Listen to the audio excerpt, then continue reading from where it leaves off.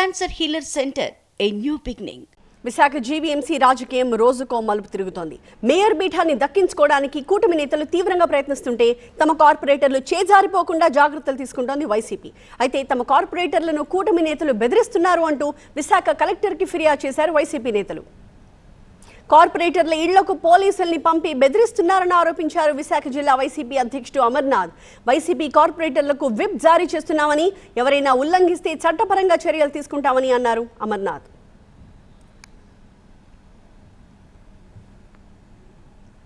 మా కార్పొరేటర్లను ప్రొటెక్ట్ చేసుకోవాల్సినటువంటి బాధ్యత మా మీద ఉంది.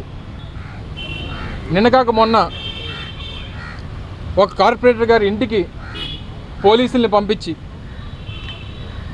ఆ కుటుంబ సభ్యుల్ని బెదిరించి ఇంట్లో భార్య వారిద్దరు ఆడపిల్లలు ఉంటే రాత్రి 10 గంటలకి పోలీసుల్ని పంపించి ఆ విజువల్స్ కూడా ఉన్నాయి. పోలీసుల్ని పంపించి మీ భర్త ఎక్కడున్నారు, మీ భర్త కానీ రాకపోతే మీరు పోలీస్ స్టేషన్కి రండి అని చెప్పి ఆడపిల్లల్ని బెదిరించేటువంటి స్థాయికి ఈరోజు పోలీస్ వ్యవస్థ దిగజారిపోయింది.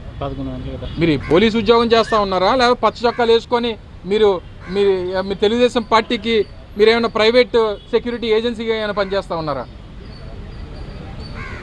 దీని మీద తీవ్రంగా దాన్ని ఖండిస్తూ ఇప్పుడే జిల్లా కలెక్టర్ గారికి ఒక రిప్రజెంటేషన్ ఇవ్వడం జరిగింది.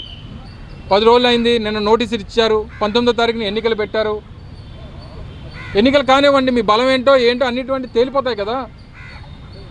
మీకు బలం లేదని చెప్పి మీరు అందరినీ బెదిరించి భయపెట్టి బ్లాక్మెయిల్ చేసి ఎక్కడ తీసుకెళ్దాం అనుకుంటున్నారు? Cancer healer centre, a new beginning.